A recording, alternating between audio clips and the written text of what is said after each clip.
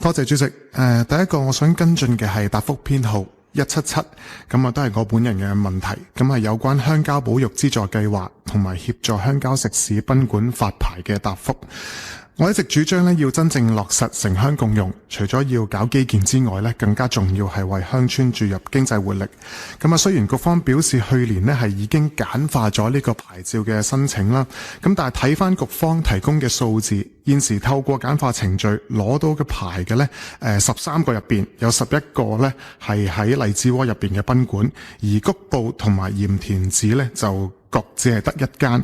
想請問係咪因為例如消防啊、排污或者係基建嘅要求仍然係比較高啊，令部分有心做嘅村民係卻步，所以申請個案比較少？定係還是簡化程序之後其實個審批時間都仍然係比較長？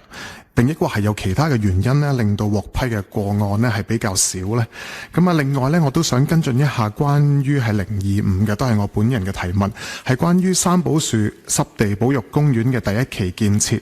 咁啊，因為政府之前其實已經問立法會係申請咗8490萬啦，係俾工程顧問做一個詳細嘅呢一個設計工作。咁我想問一問，而家個設計係完成咗未呢？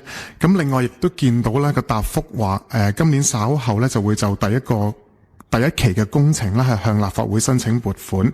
咁想跟進一下第一期工程有冇一個預計嘅開支為幾多呢？唔該主席。局長係咪都係請漁護署答啊？第一條我請呢個副秘書長譚卓芝女士答啊。第二條我請漁護署長答。好啊，先請譚女士。譚振國議員嘅提問。唔好意思啊，你講鄉郊保育辦公室嗰度之前呢一套賓館同埋食肆嗰個發牌制度其實我哋係兩步走嘅。第一步就係同荔枝窩喺谷埔嗰度同埋鹽田梓其實同啲鄉民其實一齊即係去推進呢個項目。咁喺中間入邊其實抽取咗一啲即係實踐嘅過程啦。好似譚議員講，其實個過程的確唔容易，因為佢喺無論係喺規劃啊、地政啊、屋宇方面、消防等等其實都有好多嘢需要拆牆鬆綁。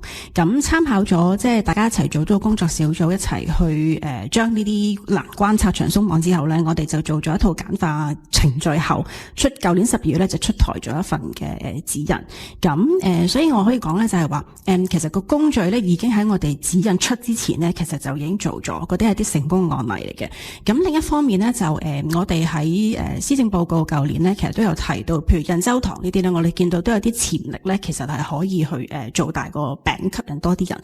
咁同一時間嘅目的都係即係一方面就係即係宣傳我哋香港好美麗嘅景色啦。第二部分其實都希望透過一啲喺嗰度做嘅一啲推進一啲譬如旅遊項目啊，或者啲推廣係令到鄉郊個服務工作可以做好。咁我哋希望呢一套指引能夠係雙軌並行啦。一方面喺嗰個制度上面有拆牆鬆綁，第二方面就係能夠令到透過呢啲我哋喺印洲塘地方做嗰啲保育項目都可以令到呢一套指引係落到實處咯。唔該晒。黎處長簡單啲回應好嘛？多謝主席。